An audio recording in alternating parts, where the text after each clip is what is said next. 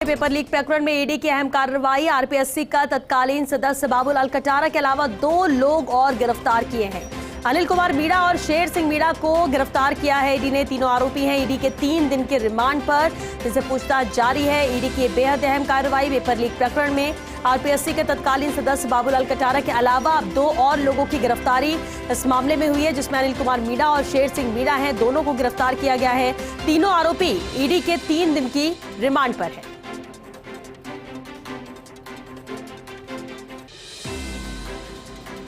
Paper leak प्रकरण में ED की ये बेहद अहम कार्रवाई है, जहां 2 और गिरफ्तारियां हुई हैं।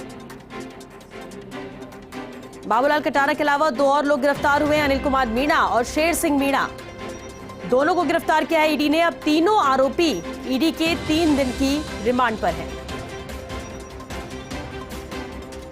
और चलिए इस खबर पर ज्यादा जानकारी के साथ सहयोगी शिवेंद्र सिंह परमार जुड़ गए। शिवेंद्र, बेहद अहम कार्रवाई ईडी ने की है, जहां 2 और गिरफ्तारियां हुई है, और क्या कुछ जानकारी इसे लेकर? देखिए, बड़ी खबर है। कल ये खबर आई थी कि बाबूलाल कटारा जो आरपीएससी के मेंबर रहे हैं, उनको ईडी ने गिरफ्तार किया था।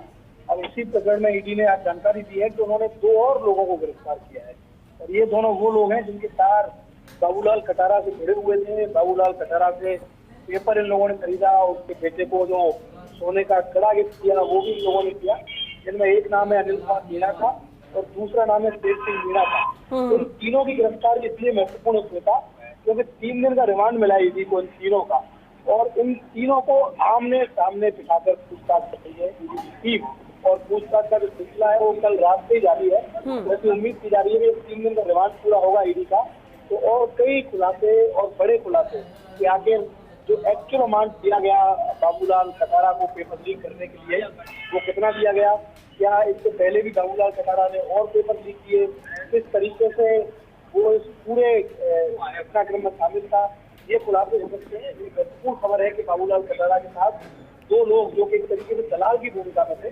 जिन्होंने पेपर आउट करवाया था, खरीदा था, उन दोनों को भी ईडी ने गिरफ्तार किया है और तीनों के आमने सामने की पूछताछ कर रही है ईडी। शिवेंद्र, क्या माना जाए कि इस पूछताछ के बाद कुछ और चेहरे बेनकाब होंगे? देखिए, जब आमने सामने की पूछताछ होती है बेटा, तो इस बात की काफी संभावना रहती है, क्योंकि अगर हम अलग अलग पूछते हैं तो जो एक व्यक्ति है वो कुछ और बताता है, दूसरा व्यक्ति कुछ और बताता है। लेकिन जब आप आमने सामने बैठे हैं तो फिर इस बात की काफी संभावना रहती है। और अभी ईडी की टीम कर भी यही रही है कि कड़ी से कड़ी जोड़ने की कोशिश कर रही है।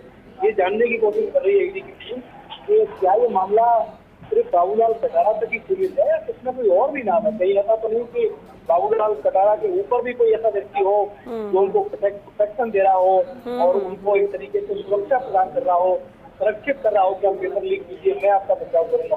तो उम्मीद है कि जब 3 दिन का रिमांड पूरा होगा और आमने सामने की पूछताछ खत्म होगी तो और भी कई बड़े खुलासे ईडी की टीम कर। जी चलिए, शुक्रिया शिवेंद्र आपका इस पूरी जानकारी के लिए। तो तीनों आरोपी ईडी के 3 दिन के रिमांड पर हैं। आमने सामने बैठाकर इनसे पूछताछ की जा रही है ताकि और भी अहम खुलासे हो सके और गिरफ्तारियां भी हो सकती है, कुछ चेहरे भी बेनकाब हो सकते हैं।